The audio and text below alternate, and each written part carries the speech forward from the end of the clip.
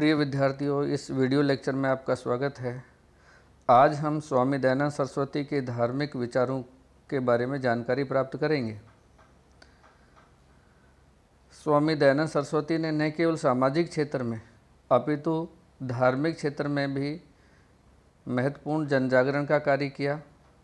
उन्होंने तत्कालीन हिंदू धर्म में प्रचलित रूढ़ियों एवं अंधविश्वासों का खंडन किया तथा वेदों को हिंदू धर्म का मूल स्रोत घोषित किया। स्वामी जी का मानना था कि हिंदू धर्म का जो मूल स्रोत है वो वेद हैं, इसलिए उन्होंने वेदों को हिंदू धर्म का मूल स्रोत घोषित किया। स्वामी दयानंद सरस्वती ने हिंदू धर्म में प्रचलित अवैज्ञानिक मान्यताओं का विरोध किया। ऐसी मान्यताएं, ऐसी प्रथाएं, ऐसी परंपराएं जिनका कोई वैज्ञानिक आधार नहीं है, जो नैतिक दृष्टि से भी उचित नहीं है, उन प्रथाओं का उन्होंने विरोध किया। स्वामी जी ने वेदों में प्रचलित मान्यताओं के अनुरूप एकेश्वरवाद को हिंदू धर्म का मूल आधार घोषित किया। कि उन्होंने कहा कि जो हमारे वेद हैं, आदि ग्रंथ हैं, जो हिंदू धर्म के मूल स्रोत हैं, उनमें ईश्वर के केवल एक स्वरूप को कल्पना की गई है, जो निराकार है ना, जो सर्वशक्तिमान है, जो सर्वत्र व्याप्त है। तो इस तरह से उन्होंने एकेश्वरवाद के सिद्धांत को अपनाया और हिंदू धर्म का मूल आधार घोषित किया। स्वामी दयानंद सरस्वती ने धर्म की उदार एवं वैज्ञानिक व्याख्या की। स्वामी दयानंद सरस्वती का मानना था कि धर्म का अर्थ केवल ईश्वर के प्रति आस्था रखना नहीं है, बल्कि ईश्वर के प्रति आस्था तो रखें ही, साथ ही उदार एवं शाश्वत मानवीय मूल्यों को जीवन में अपनाएं। यानी यदि हम केवल ईश्वर के प्रति आस्था रखते हैं और जो मानवीय मूल्य हैं उन मूल्यों को जीवन में नहीं अपनाते हैं तो धर्म नहीं है। धर्म का मतलब ये है कि हम ईश्वर के प्रति आस्था भी रखें, साथ ही उदार एवं शाश्वत जो मानवीय मूल्य हैं उन मूल्यों को अपने जीवन में अपनाएं, तभी धर्म का अर्थ निकलता है। तो एक तरह से उन्होंने धर्म को आचरण की एक ऐसी निष्ठा के रूप में व्यक्त किया जो व्यक्ति को सत्य और न्याय के लिए प्रेरित करती है तथा उसमें अन्याय व असत्य का विरोध करने का साहस उत्पन्न करती है। साथ ही उन्होंने ये कहा कि ईश्वर ने वेदों में मनुष्यों को जो कुछ करने की आज्ञा दी है वह धर्म है और जिसे करने की प्रेरणा नहीं दी है वह अधर्म है। जिसके आचरण करने से संसार में उत्तम सुख और परम श्रेय की प्राप्ति होती है उसी का नाम धर्म है। तो स्पष्ट है कि स्वामी दयानंद सरस्वती ने वेदों को आधार माना और वेदों में जो बात कही गई है उसको सीधा उन्होंने धर्म से जोड़ा है। साथ ही धर्म में उन्होंने आचरण को भी एक प्रमुख आधार माना है और इस आचरण में उन्होंने मानवीय मूल्यों को अपने निजी जीवन में धारण करने की बात कही है और इसे ही उन्होंने धर्म की संज्ञा दी है।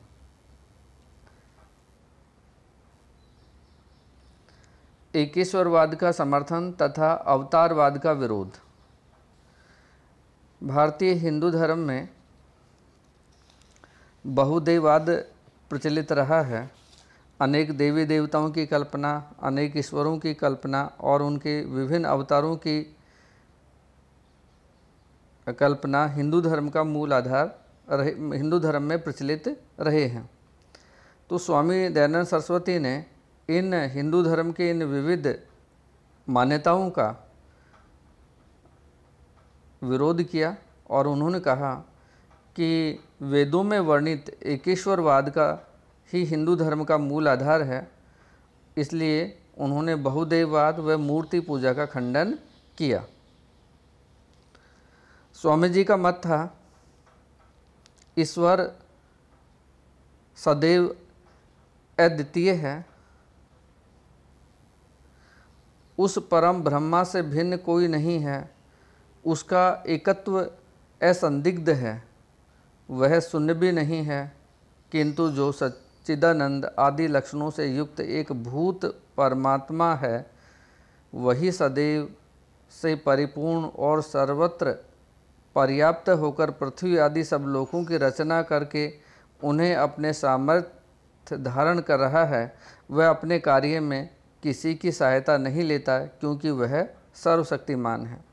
तो इस तरह से स्वामी दयानंद सरस्वती ने एक सर्वशक्तिमान परम ब्रह्मा या परम ईश्वर तत्व की उन्होंने पहचान की, जो वेदों में वर्णित है, जो वेदों में कहा गया है।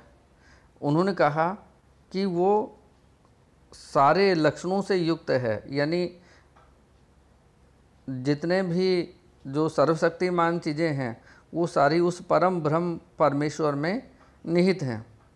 ईश्वर सच्चिदानंद स्वरूप है, निराकार है, सर्वशक्तिमान है, न्यायकारी है, दयालु है, अजन्मा है, अनंत है, निर्विकार है, अनादि है, अनुपम है, सर्वाधार है, सर्वेश्वर है, सर्वव्यापक है, अजर है, अमर है, अभय है, नित्य है, पवित्र है और सृष्टि करता है। तो इस तरह से उन्होंने एक ऐसे ईश्वर की कल्पना की जिसका कोई आकार प्रकार तो नहीं है, लेकिन जो निराकार होते हुए भी सर्वशक्तिमान है। उस सर्वशक्तिमान परमपिता परमेश्वर के उन्होंने अपने एक हिंदू धर्म का मूल आधार उन्होंने घोषित किया।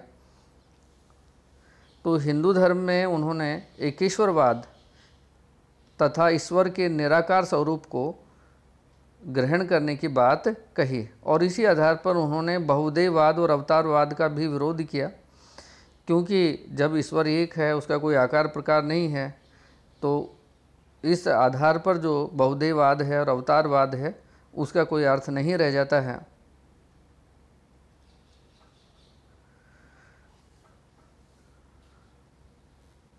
मूर्ति पूजा का खंडन। स्वामी दयानंद सरस्वती ने हिंदू धर्म में प्रचलित मूर्ति पूजा का खंडन किया। उन्होंने मूर्ति पूजा को अतार्किक व वेद विरुद्ध माना।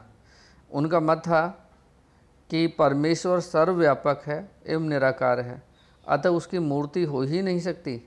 यदि मूर्ति के दर्शन मात्र से परमेश्वर का स्मरण हो तो परमेश्वर के बनाए पृथ्वी, जल, अग्नि, वायु, पहाड़ आदि पदार्थों से जिनसे कि मनुष्य मूर्तियां बनाता है, उन्हें देखकर ही ईश्वर का स्मरण किया जा सकता है।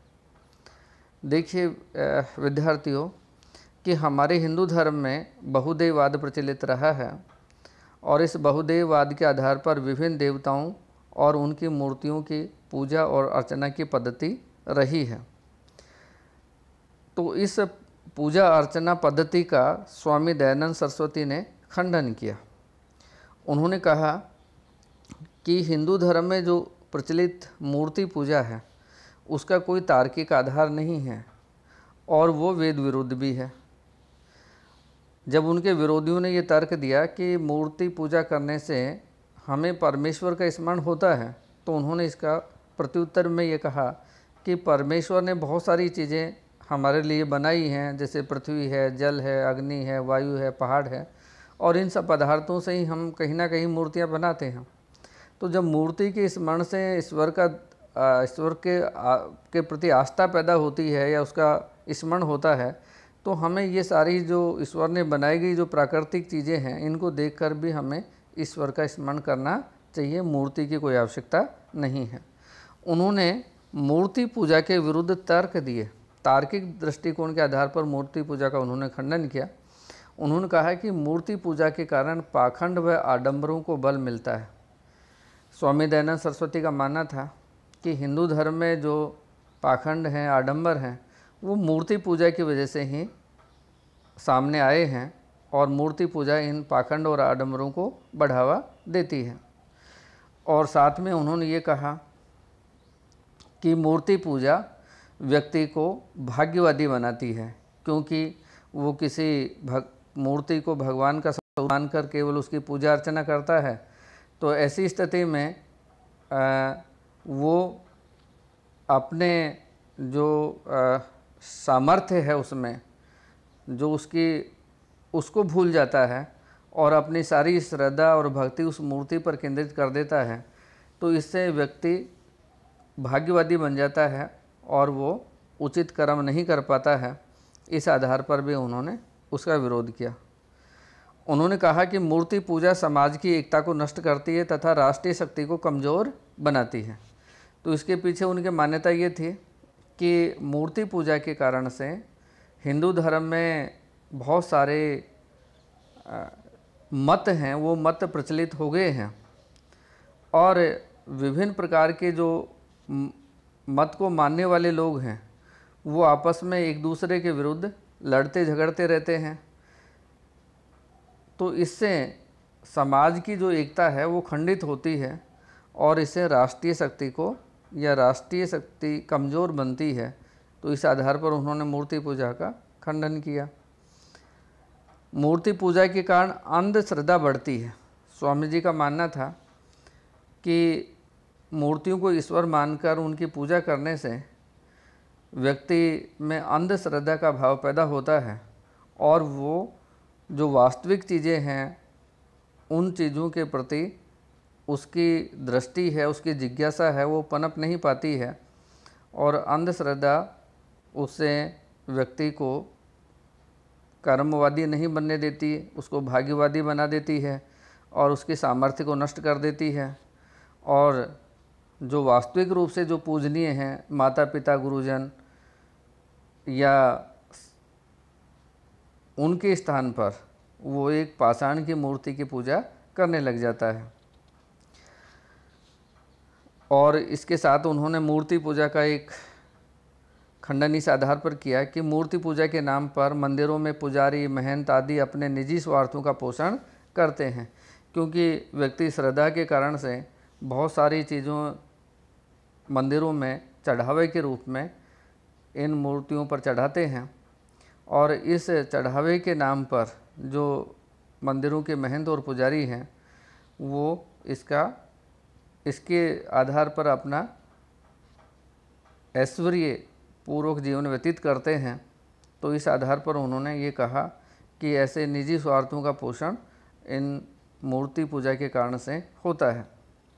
साथ ही उन्होंने ये कहा कि मूर्ति पूजा के कारण से हमारे प्राकृतिक पर्यावरण को भी हानि पहुंचती है, क्योंकि मूर्ति पूजा के लिए पुष्प तथा वनस्पतियां तोड़ी जाती हैं तथा वो मूर्तियों पर चढ़ाई जाती हैं। तो इस वजह से बहुत सारा जो प्राकृतिक वातावरण है उस प्राकृतिक पर्यावरण को इससे हानि पहुंचती है। इस आधार पर भी उन्होंने मूर्ति पूजा का विरोध किया। अन्य धर्मों के प्रति सुधारवादी दृष्टिकोण।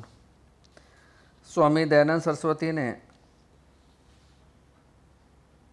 जैन, बौद्ध, ईसाई व इस्लाम धर्म की मान्यताओं का गहन अध्ययन किया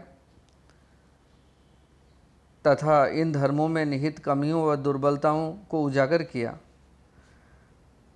लेकिन जो कमियां इन धर्मों में उन्होंने देखी वो इनके प्रति पूर्वाग्रह या दुर्वाग्रह या दुर्भावना से प्रेरित नहीं थी, बल्कि इसके पीछे उनका प्रमुख उद्देश्य ये था कि जो विभिन्न धर्मों में जो गलत मान्यताएं, गलत प्रथाएं, परंपराएं प्रचलित हैं उनको उजागर किया जाए और उनके आधार पर लोगों को सही राह दिखाई जाए, सही शिक्षा दी जाए। ये उनका मंतव्य था।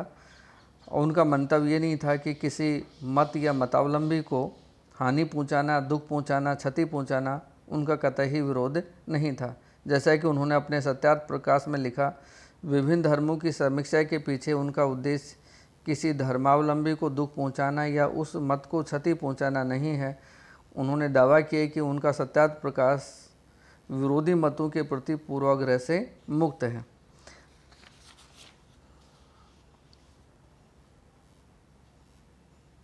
धार्मिक सुधारों के लिए संगठन का निर्माण। स्वामी दयानंद सरस्वती ने हिंदू धर्म में सुधार लाने के लिए संगठित प्रयास किया और इस संगठित प्रयास के तहत उन्होंने सन 1875 में आर्य समाज की स्थापना की। तो इस आर्य समाज के माध्यम से उन्होंने दो प्रमुख कार्य किए। एक तो उस समय ईसाई और इस्लाम धर्म के द्वारा हिंदू धर्म पर जो आक्रमण किए जा रहे थे, उन आक्रमणों का उन्होंने संगठित रूप से मुकाबला किया। और दूसरा प्रयास उनका ये था कि हिंदू धर्म में जो बुराइयां आ गई हैं, जो पाखंड और आडंबर आ गए हैं, उन बुराइयों, पाखंड और आडंबरों को दूर करने का प्रयास किया जाए। तो इसके लिए उन्होंने आर्य समाज की स्थापना की थी। इसके साथ साथ उन्होंने एक शुद्धि आंदोलन चलाया। शुद्धि आंदोलन क्या था कि जो हिंदू पूर्व में भय के कारण या लालच के कारण या अन्य किसी कारणों से ईसाई या इस्लाम धर्म ग्रहण कर चुके हैं, उनको पुनः हिंदू धर्म में सम्मिलित किया जाए। और हिंदू धर्म में सम्मिलित करने के लिए उन्होंने शुद्धि आंदोलन चलाया। तो इस तरह से स्वामी दयानंद सरस्वती ने हिंदू धर्म में सुधार लाने के लिए बहुत सारे प्रयास किए और इन प्रयासों के तहत उन्होंने हिंदू धर्म की वैज्ञानिक व्याख्या की और वेदों को हिंदू धर्म का मूल स्रोत घोषित किया। और उन्होंने ये स्पष्ट किया कि मूलतः हमारे वैदिक धर्म में या हिंदू धर्म में कोई कमियां नहीं थी, किसी तरह का आडंबर नहीं था, किसी तरह का पाखंड नहीं था, पूरी तरह से सारा का सारा कार्य वैज्ञानिक था। लेकिन कालांतर में हम अपने मूल वैदिक धर्म की जड़ों से कटते चले गए और हमारे हिंदू धर्म में बहुत सारी बुराइयां, कमियां आती गई। तो उन्होंने ये कहा कि आज आवश्यकता ये है कि हिंदू धर्म में जो कमियां हैं, बुराइयां हैं, अंधविश्वास हैं, पाखंड हैं, उनको दूर करने की आवश्यकता है और उनको दूर कर हम पुनः वैदिक धर्म को प्रतिष्ठित कर सकते हैं। तो इस तरह से उन्होंने धार्मिक क्षेत्र में महान कार्य किया।